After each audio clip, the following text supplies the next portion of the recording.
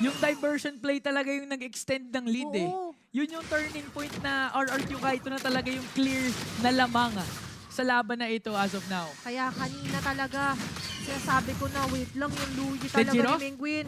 Game changer. Pero si Denjiro, he's just testing the waters.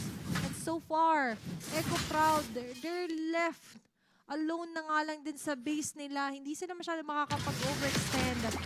At ngayon, medyo delikado na naman ang buhay nila at nag-respond na ang unang pagong. Uy! Black Shoes na proc na agad from Aizawa. Na-proc yung Black Shoes sa Crucial to Scale. Pumasok mo naman ng One Fury. Pero walang tatamaan. James ang pipilitan mag-Red Dragon form. Dalawa ang mapepetrify. Nandyan yung play. Denjiro! Pero yung damage ay hindi magiging enough para makapatay ang members ng Echo Prom. May salubong pa nga na Ayan na! mangyayari.